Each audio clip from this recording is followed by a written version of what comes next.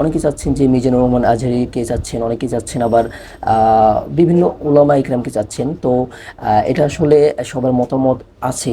আসসালামু আলাইকুম, সবাই কেমন আছেন? আজকে আমি যে গুরুত্বপূর্ণ আলোচনা নিয়ে এসেছি সেটা হচ্ছে যে আমাদের আলেম উলামা যারা ছিল তাদের কিন্তু মুখ বন্ধ করে দেওয়া ছিল। তারা যদি সত্য কথা বলতো, তারা যদি ঘুষ সুদের কথা বলতো, তাদেরকে কিন্তু কি করা হতো, বাছাই করা হতো বা ছাঁটাই করা হতো বা বদলি করা হতো বা চাকরি থেকে বিভিন্ন রকম ভয় দেখানো হতো। তো এখন থেকে আপনারা উন্মুক্তভাবে আলোচনা করবেন, এটা আমার সবার কাছে রিকোয়েস্ট।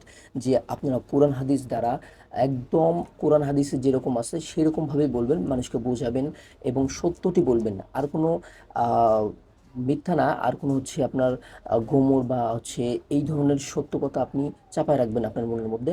এটি হচ্ছে আমার রিকোয়েস্ট। এবং হচ্ছে আমরা যে এখন স্বাধীন দেশে বাস করতেছি, এখন যেমন আমাদের হচ্ছে আমরা একটা স্বাধীনতা ভোগ করতেছি, আমরা কিন্তু এখন আমাদের মনের ভাব, মনের কথা সব কিছু প্রকাশ করতে পারবো এই বাংলার জমিনে।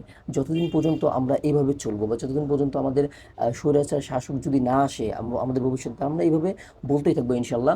তো আমরা চাই যে আমাদের দেশের জন্য এরকম ন্যায়পরায়ক শাসক এবং এরকম ইসলামিক শাসক আসুক, এটা আমরা সবাই চাই। অনেকেই বলতেছেন যে ডক্টর ইউনূস সাহেব কিন্তু এখন বর্তমান অর্থমন্ত্রী সরকার আছেন, অন্তর্বর্তীকালীন। তো এরপরেই কিন্তু আমাদের একটা ফাইসালা হবে অথবা একটা স্থায়ী সরকার গঠন হবে।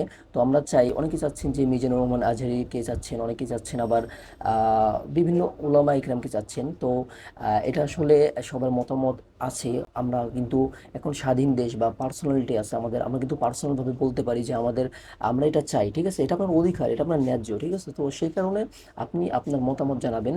আপনি যদি ইসলামী শাসন চান তাহলে অবশ্যই ইসলামী শাসন থাকলে আপনি দেশের মধ্যে কি পাবেন এবং ন্যায় বিচার পাবেন কিনা এটা আপনি ভালো করে জানেন। ইসলামী শাসন থাকলে আপনি সঠিক জিনিস পাবেন কিনা আপনি ভালো করে জানেন। তো সেক্ষেত্রে দেখা যাচ্ছে যারা যারা আহ, আমরা হচ্ছে ইসলামিক চাচ্ছি, তারা কিন্তু ভেবেচিন্তেই কিন্তু আসলে চাচ্ছি। আর যারা এর অন্যথায় চাচ্ছে, আসলে মোটামুটি সবাই কিন্তু একটা ইসলামিক না চাইলেও কিন্তু একটা ন্যায়পরায়ক শাসক চাচ্ছেন, যারা জুলুম করবে না বা যারা কোনো দলের নেই। হ্যাঁ, যেমন হচ্ছে আমাদের বাংলাদেশে দুইটা হচ্ছে বড় বড় দল আছে, এরকম দলকে আমরা চাচ্ছি না বা জনগণ চাচ্ছে না এরকম দলকে। আমরা কিন্তু চাচ্ছি যে আমরা নিরপেক্ষ একজন ব্যক্তিকে, যারা আসলে আমাদের দেশকে এগিয়ে নিয়ে যেতে পারবে এবং সুদ ঘুষ দমন এগুলো সন্ত্রাসী থেকে মুক্ত রাখতে পারবে, এরকম এমনকি চাচ্ছি। তো আজকের বক্তব্য এই পর্যন্তই। যদি ভালো লাগে অবশ্যই আমার বক্তব্যটি শেয়ার করবেন এবং পাশে থাকবেন, লাইক সাবস্ক্রাইব করবেন। আসসালামু আলাইকুম।